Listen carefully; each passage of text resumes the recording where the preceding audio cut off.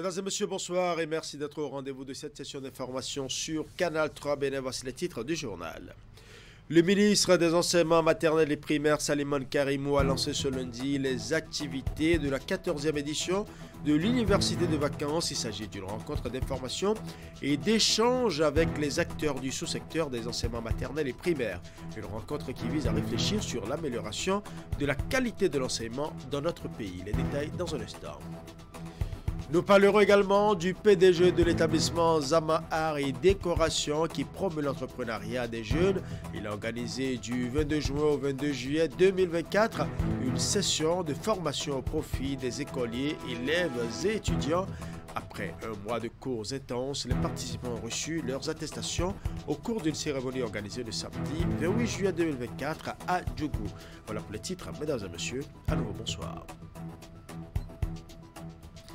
Au moins 46 détenus sont morts dans 4 prisons du Bénin en 7 mois l'an dernier, selon Amnesty International Bénin. Ces chiffres inquiètent l'opinion publique avec des réactions qui pleuvent depuis le 1er août dernier, date de leur publication. Ces informations et bien d'autres ont été rendues publiques dans un communiqué de presse de l'Organisation non gouvernementale internationale de défense des droits humains documentant la situation courant l'année 2023. Les conditions de détention sont en général déplorables et décriées au mépris des conventions internationales. Les points saillants du document dans ce récit de William Clican. Les conditions de détention dans les maisons carcérales du Bénin sont inhumaines et aggravées par une vague de chaleur sans précédent, selon Amnesty International Bénin. L'année dernière, des détenus placés dans des cellules sales et surpeuplées étaient privés d'eau potable et de soins médicaux. Plusieurs dizaines de détenus sont morts en 7 mois, 46 au moins en 2023, dans 4 prisons selon les informations recueillies auprès des personnels de santé et des personnels pénitentiaires. La surpopulation carcérale touche toutes les prisons du Bénin, lit-on dans le communiqué de presse. Le nombre de détenus est en augmentation. De moins de 7000 détenus en 2016, ils sont passés à 18 170 en décembre 2023, selon le directeur de l'agence pénitentiaire du Bénin. Les bâtiments partagés par des centaines de détenus n'ont que d'étroites ouvertures qui ne permettent pas une aération suffisante. La plupart des prisons que l'équipe de l'ONG a visitées n'étaient pas équipées de ventilateurs malgré la chaleur excessive. Amnesty International appelle les autorités béninoises à prendre des mesures immédiates et efficaces pour améliorer les conditions de détention dans les 11 prisons du pays. Ceci en respect des normes internationales en matière des droits humains relatives au traitement des détenus, connues sous le nom de règle Nelson Mandela. L'organisation s'est entretenue avec 500 détenus, des professionnels de santé et des responsables pénitentiaires. Elle s'est rendue dans les prisons entre le 19 juin et le 21 juillet 2023. Du 5 au 9 août 2024, Cotonou accueille la 3e édition de l'opération Domaine sécurisé. À l'initiative de cette opération de sûreté maritime, le Centre multinational de coordination maritime zone E de la CEDEAO. Cette opération vise notamment à mettre en commun les ressources des pays membres tout en renforçant la capacité d'action des forces et agences de sécurité maritime dans la lutte contre la criminalité maritime. La cérémonie de lancement des activités de l'opération s'est déroulée ce lundi au Centre multinational de coordination maritime, zone E. Reportage. Après novembre 2021 et septembre 2023, voici l'opération Domaine sécurisé Acte 3. Cette mission de sûreté maritime conjointe entre les pays de la zone E regroupe les forces maritimes de 4 pays, à savoir le Bénin, le Nigeria, le Niger et le Togo. Protéger l'économie bleue de la zone E de la CEDEAO à travers la collaboration en matière de sécurité maritime, c'est le thème autour duquel s'articulent les opérations de cet Acte 3. Le domaine maritime de la CEDEAO a été confronté à des défis de sécurité maritime transnationale qui compromettent son développement économique et affectent également les moyens de subsistance de ces communautés locales. Ces menaces multiformes comprennent les vols en mer, la piraterie maritime, la pêche illégale, non déclarée et non réglementée et divers types de trafic, armes, pétrole, drogue et êtres humains, ainsi que la contrebande.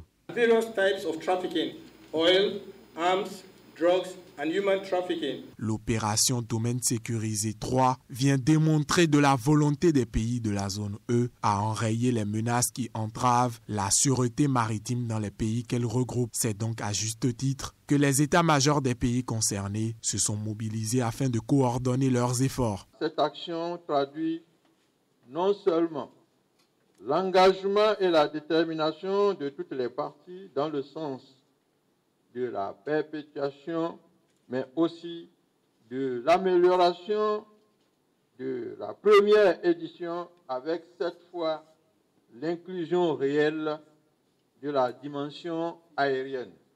Après l'étape de présentation du planning d'activité de l'opération dans les locaux du Centre multinational de coordination maritime, cap a été mis sur la base navale de Ganri. Ici, les différents navires ont été appareillés pour donner le top départ de l'opération Domaine sécurisé 3. C'est parti ainsi pour 4 jours d'intenses activités conjointes en mer.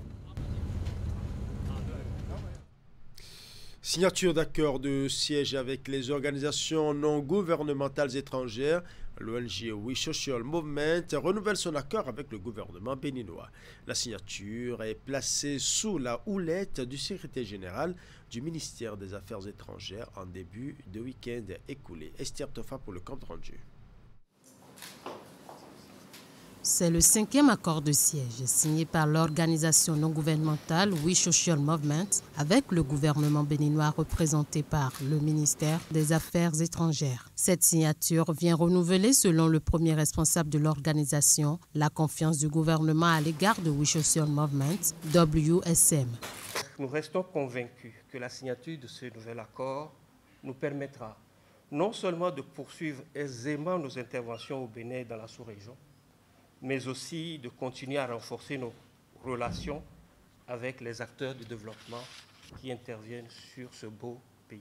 J'aimerais, et je voudrais terminer mes propos en renouvelant mes remerciements aux autorités du Bénin et à l'ensemble des équipes techniques des ministères partenaires pour la qualité de notre collaboration.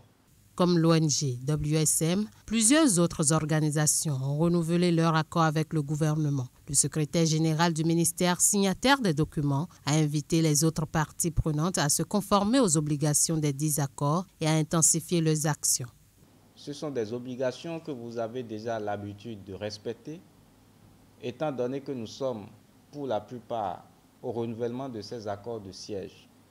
Je voudrais vous encourager à continuer par donner une application exemplaire de cet accord ou de ces accords que nous avons signés. Ensuite, le gouvernement du Bénin souhaite également qu'au cours des 5 prochaines années, avec ces accords de siège que nous avons signés, qu'au cours des 5 prochaines années, vous puissiez davantage intensifier vos actions sur le terrain. Une invite à laquelle le responsable de l'ONG We Social Movement a favorablement répondu. Je voudrais vous rassurer de l'engagement de notre organisation à travers son équipe et ses organisations partenaires à ne ménager aucun effort, mais là aucun effort pour la mise en œuvre efficace de ces actions dans un partenariat dynamique et fructueux durant les 5 années que va couvrir le nouvel accord de siège. Les actions de l'ONG sur le terrain sont notamment concentrées sur l'autonomisation des femmes, l'entrepreneuriat des jeunes et la lutte contre les violences basées sur le genre. Un comité interministériel est mis en place pour un suivi régulier de ces actions. Parlons à présent de la sortie médiatique des organisations syndicales de plusieurs pays à Cotonou, au cœur de cette rencontre avec les professionnels des médias. L'importance de la Convention 190 de l'OIT. Il s'agit pour les organisateurs d'exposer le bien fondé de cette convention qui comptabilise déjà 5 ans d'existence depuis son adoption. Ceci afin d'amener tous les pays africains à aller vers sa ratification pour assurer un environnement sûr aux travailleurs en général et aux femmes en particulier. Nous allons suivre. Ratifiée, convention ratifiée, convention ratifiée, convention ratifiée. Depuis son adoption en 2019, seuls 9 pays africains sur 54 ont ratifié la Convention 190 de l'Organisation internationale du travail.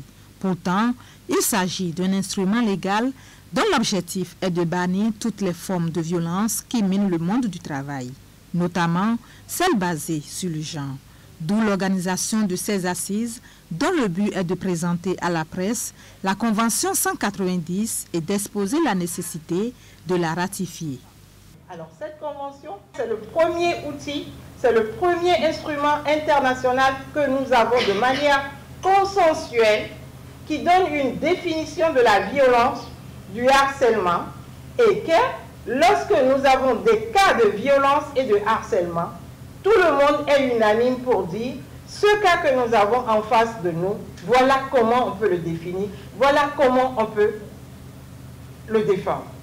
L'autre temps fort qui a meublé cette rencontre, c'est le point analytique des progrès réalisés à travers les actions des syndicats dans ce domaine. Il a été suivi de sensibilisations et plaidoyers à l'endroit des dirigeants africains en général et ceux du Bénin en particulier, afin de les amener à intégrer cet instrument dans leur arsenal juridique.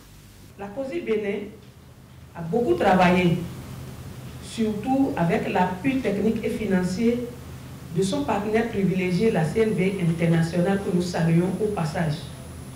Nous avons déjà même, avant que cette convention ne soit adoptée et n'atterrit au Bénin, nous avons déjà pris notre bâton de pèlerin. Et nous devons continuer notre plaidoyer, nous devons continuer notre travail de mobilisation, de veille, d'éclaireur, pour que les 45 autres pays d'Afrique puissent ratifier cette convention et domestiquer sa recommandation. Le pays qui nous accueille aujourd'hui, le Bénin, ne l'a pas encore ratifié. Mais nous avons eu de très très bonnes nouvelles ici, comme quoi la procédure est très avancée. Organisée par la CNV internationale, cette rencontre a mobilisé plusieurs organisations syndicales venues de plusieurs pays, dont la Côte d'Ivoire, le Niger, le Sénégal, la RDC et la Mauritanie.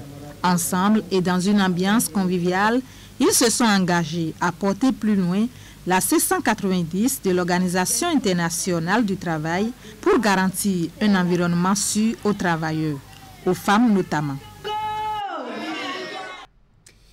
Je l'annonçais en début d'édition, le ministre des Enseignements maternels et primaires, Salimane Karimou, a lancé ce lundi les activités de la 14e édition de l'Université de vacances. Il s'agit d'une rencontre d'information et d'échange avec les acteurs du sous-secteur des enseignements maternels et primaires. Une rencontre qui vise à réfléchir sur l'amélioration de la qualité de l'enseignement dans notre pays. Les activités qui vont durer jusqu'au 16 août prochain vont se dérouler au Prytanée militaire de Bembereke. Reportage.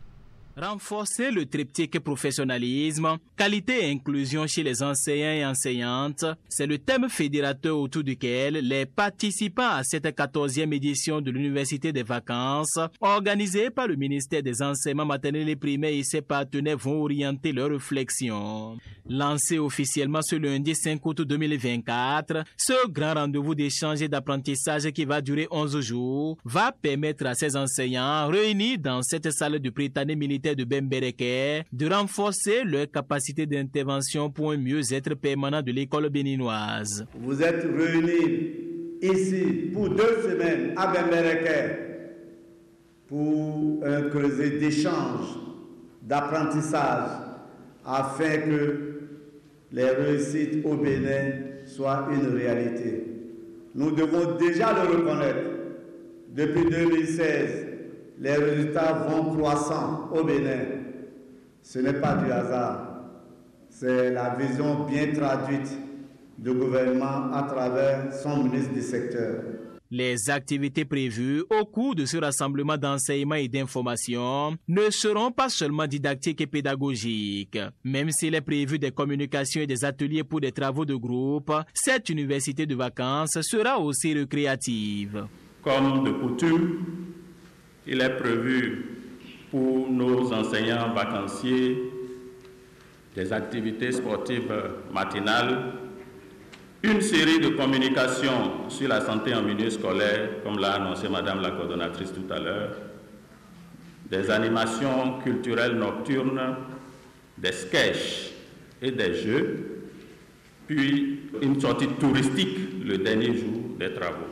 Grâce au leadership président de la République, son Excellence Patrice Talon, le gouvernement reste engagé sur la qualité de l'éducation, comme le témoigne son programme d'action 2021-2026, qui prescrit, à travers son 5e axe stratégique, la promotion d'une éducation de qualité et de l'enseignement de la formation technique et professionnelle pour poursuivre la transformation structurelle de notre économie.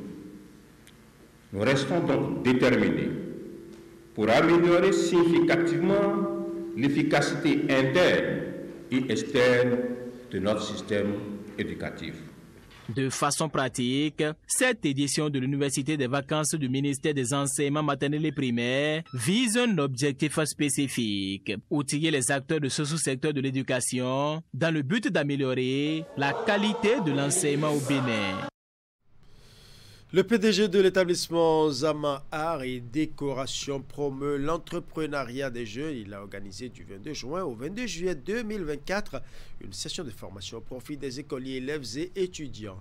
Après un mois de cours intenses, les participants ont reçu leurs attestations au cours d'une cérémonie organisée le samedi 28 juillet 2024 à Adjougou. Les détails dans ce reportage. Ibrahim.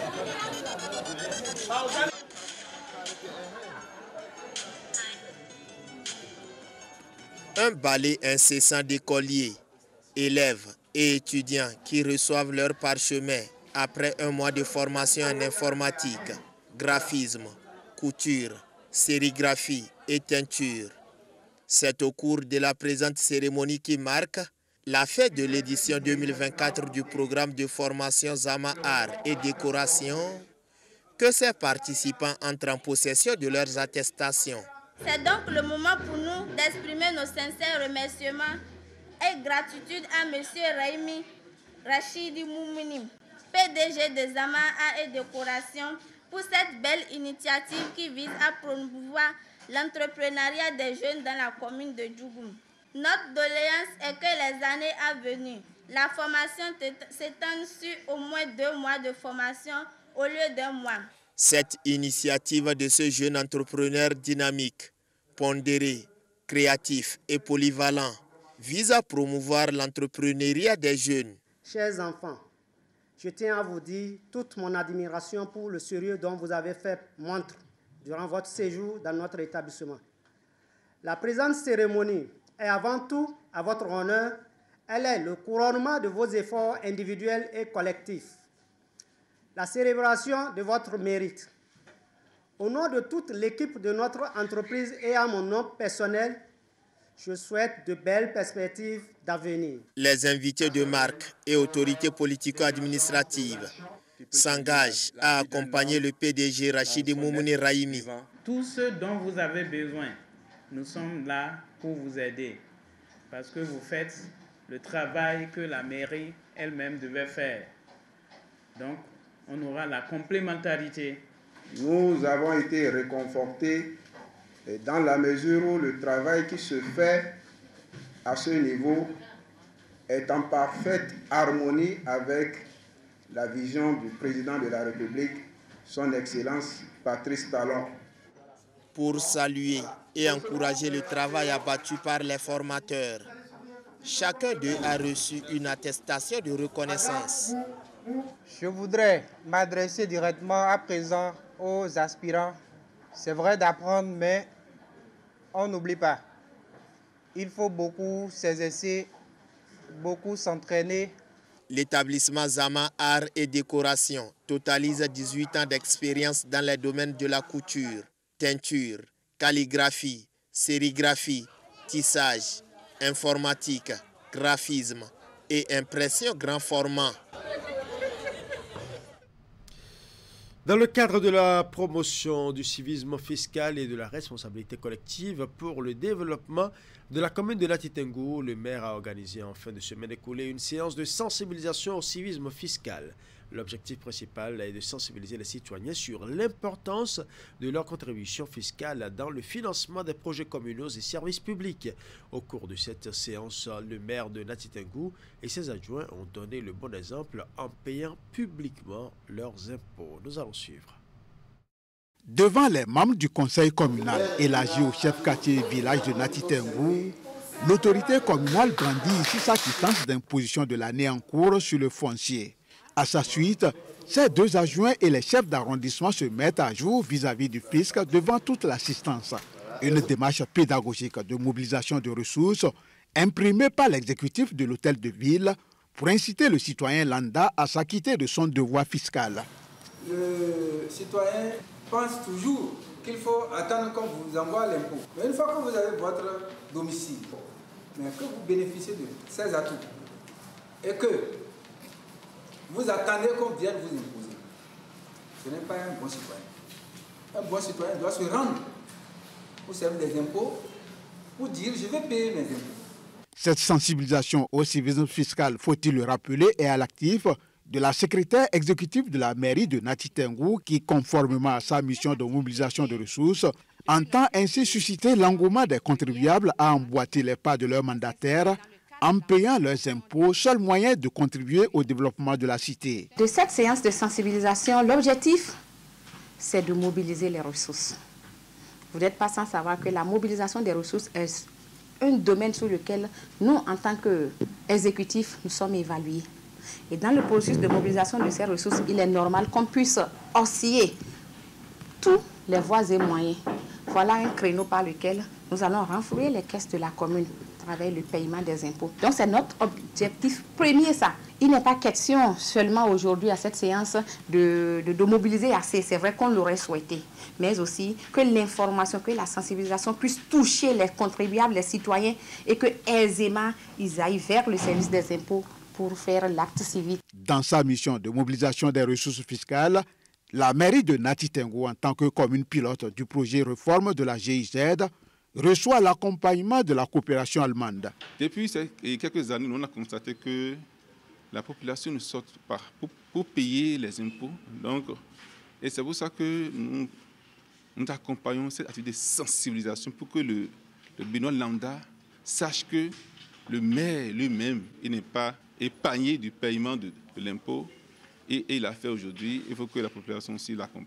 Au-delà de l'incivisme fiscal tant décrié ici, la base de données du foncier à Natitengou n'est pas fiable, toute chose qui rend difficile le recouvrement au niveau des services des impôts. Rien ne rentre, vraiment ça ne va pas. Et c'est le seul problème, ça, la base qui n'est pas fiable, la base d'imposition qui n'est pas fiable. À cette doléance, la secrétaire exécutive prend l'engagement solennel de corriger le tir tout en exhortant les populations à s'acquitter de leur devoir fiscal. Voilà, ce sera tout pour ce journal. Merci pour votre aimable attention. Bonne soirée à chacun et à tous.